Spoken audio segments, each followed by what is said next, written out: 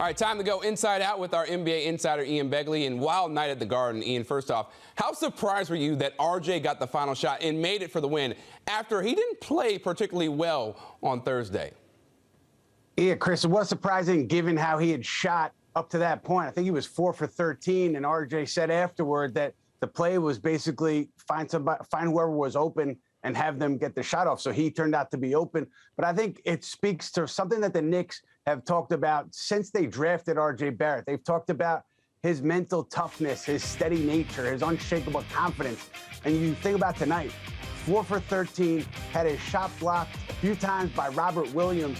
Late in the game, he still drives on Robert Williams and draws a foul, and then he hits that shot to win it. I think that's a great example of what the Knicks have lauded Barrett for, with that unshakable confidence and just the idea that he's going to turn the page on whatever happened the last play, and he's going to stay focused on the moment. Right. It doesn't matter if he missed the last 8 shot. He knows the next one is going in. Obviously, this was a huge one, getting the game winner. But how much different does this team look when Evan Fournier plays well? Because he was off the charts on this night.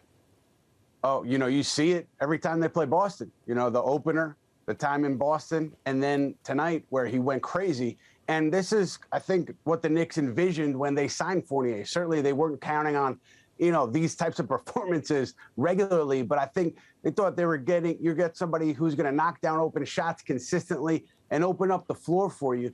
And you've seen him do it again against Boston. He's done it a couple other nights, but he's been inconsistent, as you noted, Chris. But I think this was the vision in the offseason when you bring in a Kemba Walker and Evan Fournier. Fournier knocking down shots consistently, being a threat and spreading the floor for you on offense. And it makes him such a better team when he's on the mark. But during the game, a little bit of a downer. Julius Randles gave the crowd a thumbs down gesture. What was all of that about?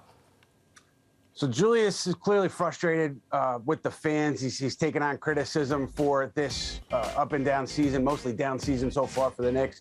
And he's an emotional guy. And Chris, you said it was disappointing. I kind of take it the other way. If I'm a Knicks fan, I like that reaction. Really, it's not so much the thumbs down, but what he said after the game. He said he was basically telling the fans to shut up, and he was performing, and he again, passionate guy. You're not going to win a war when you take on a fan base, but just the idea that he cares, and he was fired up tonight. You could see it. You could see how he played and how he performed, that this matters to him. And so, again, you're not winning a war with a fan base in New York, and I understand why you wouldn't want to do it, but I kind of respect the idea that he's saying exactly what's on his mind, and if he continues to perform okay and the Knicks continue to win, he will quiet the fans down.